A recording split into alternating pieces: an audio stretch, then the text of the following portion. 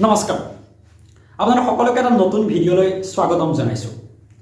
আমি আজি এজন দাৰ্শনিকৰ বিষয়ে কথা পাতিম। এজন দাৰ্শনিকৰ মৃত্যুদণ্ডৰ বিষয়ে কথা পাতিম।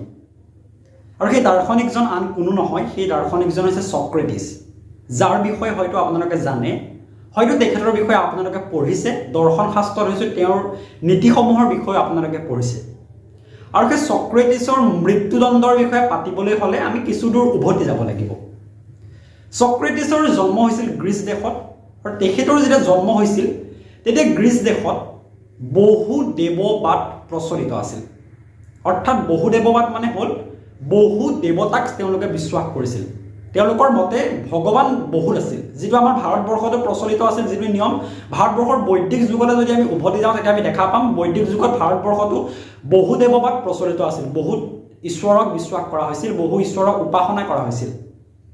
আৰু গ্ৰীচ দেশত যি বহু দেৱবাদ প্ৰচলিত আছিল সেই নীতিৰ সম্পূৰ্ণ বিৰোধিতা কৰিছিল সক্ৰেটিছে।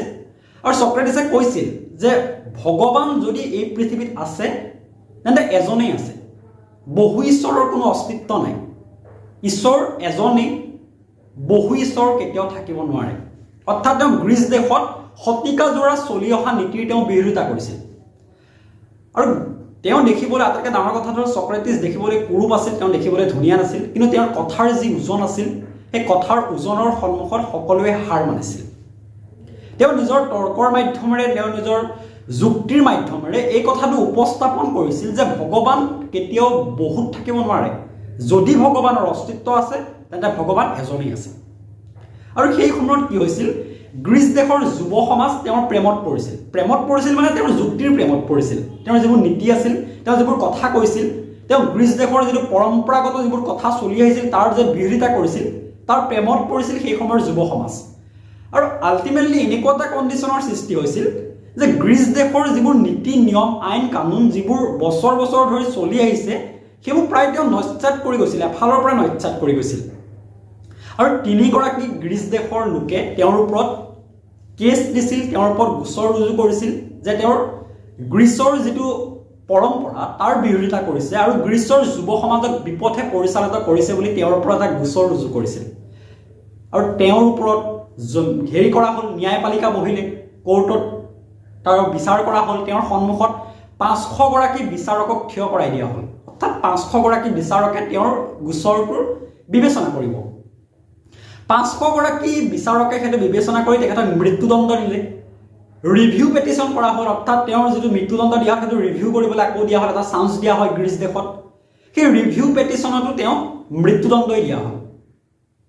তেওঁক মৃত্যুদণ্ড দিয়া হ'ল। আৰু গ্ৰীচ দেশত যেতিয়া মৃত্যুদণ্ড দিয়া হয় তেতিয়া তেওঁক এবাতি বিষ পান কৰি মৰিবলৈ দিয়া হয়। ফাঁচি দিয়া নহয়, তাত বিষ পান কৰি নিজে মৰিবলৈ দিয়া হয়। আৰু তেওঁক জেললৈ পঠাই দিয়া হ'ল। পিছদিনাখন তেওঁক বিষ পান কৰি মৰিব আৰু তেওঁক বিষৰ বাতিটো দি দিয়া হ'ল। সেই তেওঁৰে সক্ৰেটিছৰ এজন ছাত্ৰ আছিল প্লেটো। তেতিয়া প্লেটোৱে কি কৰিলে, নিজৰ বন্ধু কেইজনমানৰ লগত মিলি এইটো আলোচনা কৰিলে যে সক্ৰেটিছক ৰাতিয়ে জেলৰ পৰা পলুৱাই লৈ যাব, গ্ৰীচ দেশ পাৰ কৰাই লৈ যাব, গ্ৰীচ দেশৰ পৰা পলুৱাই লৈ যাব।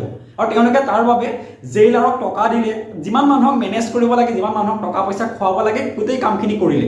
আৰু যেতিয়া তেওঁলোকে অৱশেষত ক'লে যে সক্ৰেটিছক যে ক'লে যে আপোনাক গ্ৰীচ দেশে ডিজাৰ্ভ নকৰে, গ্ৰীচৰ নিচিনা এখন দেশে আপোনাৰ দৰে এজন ব্যক্তিক কেতিয়াও ডিজাৰ্ভ নকৰে, গতিকে আপোনাক আমি পলুৱাই লৈ যাম, টেনশ্যন ল'ব নালাগে, কোনো কথা চিন্তা কৰিব নালাগে। তেতিয়া সক্ৰেটিছে যিটো উত্তৰ দিলে সেই উত্তৰটো আছিল আটাইতকৈ আশ্চৰ্যজনক।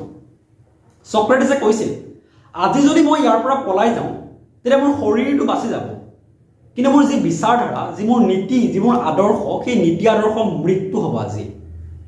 আৰু শৰীৰৰ মৃত্যু আৰু নীতি আদৰ্শৰ মৃত্যু, এই দুটা বস্তুৰ ভিতৰত মই সদায় শৰীৰৰ মৃত্যুটোৱে কামনা কৰিম। আৰু তেওঁ অৱশেষত নগ'ল, তেওঁ পলাই নগ'ল। আৰু সেই ৰাতিয়ে তেওঁ বিষ পান কৰি তেওঁৰ মৃত্যু হ'ল, অৰ্থাৎ আত্মহত্যা কৰিলে। সেইকাৰণে ছুইচাইড অফ সক্ৰেটিছ বুলি কোৱা হয়। তেওঁক মৃত্যুদণ্ড দিয়া হৈছিল কিন্তু তেওঁ নিজেই বিষ পান কৰি মৰিছিল, সেইকাৰণে ছুইচাইড অফ সক্ৰেটিছ বুলি কোৱা হয়। এই বিষয়ে আপোনালোকে বহুতো লেখা পাব। এতিয়া কথাটো হ'ল আজিৰ তাৰিখত আমাৰ মাজৰে যদি কাৰোবাক যদি মৃত্যুদণ্ড এনেকৈ দিয়া হয় আৰু আমাৰ যদি কিছুমান বন্ধুৱে আহি কয় যে ৰাতিৰ ভিতৰতে আমাক পলুৱাই লৈ যাব, আমেৰিকা, ডুবাই, লণ্ডন, হংকং ক'ৰবাত আমাক লৈ যাব পলুৱাই, তেতিয়া আমাৰ মাজৰ কেইজনে না ক'ব, হয়তো আমি চবেই পলাই যাম।